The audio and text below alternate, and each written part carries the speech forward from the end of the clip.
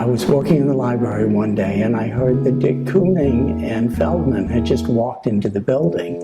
And they came wandering in on the way to the office and sat down with us. Nice. So they started talking and everyone started listening and asking some questions. And one of the students asked a question in the back. He said, in 1946, there was breakthrough for almost all the artists in your generation, talking to de Kooning. What caused that? Why did that happen then? And the turning point, it was, you think like the abstract expressionist movement? Yes, that's what he's talking about. And I think it was August, wasn't it? And de Kooning says, yeah. And he says, first or second week in August. And so de Kooning said, yeah, Morty, I remember that weekend well. That week really well. All the painters were in the cafes or walking the streets. No one could paint anymore. And we didn't know what to do. Everyone was lost. Everyone was confused. We didn't know what a painting was. It was that 1 week of not knowing that made everything possible. So we turned it around. Instead of something affecting everyone in a positive way, it was some kind of a negative thing that had happened.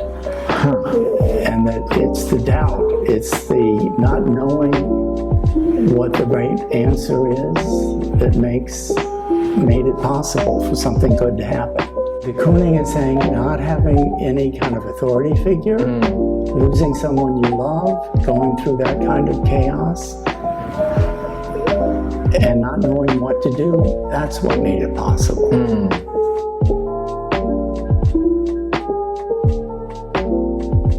Even with the past 2 years, especially going through the pandemic, you know, there was a big shift in the world where, you know, this pandemic, which, you know, started off as like a common cold, then got, you know, escalated to a very, you know, contagious disease that was causing unexpected loss amongst, you know, loved ones and friends.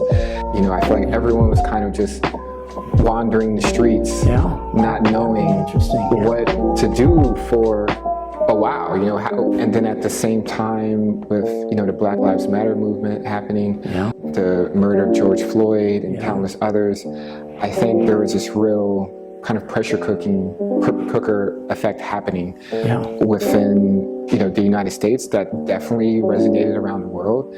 And I think that kind of unknowing of where the world is going kind of allowed artists to really find a more openness and think about the possibilities not only within their practice but within the world. I feel like the world kind of got restructured in a way. It resonates. From 47 to 67 to 2022, it's still happening. And something has to happen within one's perspective or lives that cause a shift to happen like that. And I feel like artists are probably more comfortable with change, immediate change, because sometimes we take those risks within our own work to kind of shift our aesthetics from one way of painting or one way of thinking about the world to the next, and kind of see if we can formulate those ideas within our work. De Kooning believed in the work more than he believed in the ideas or what it might be leading to. And he was willing to just trust that it would lead in the right place, I think.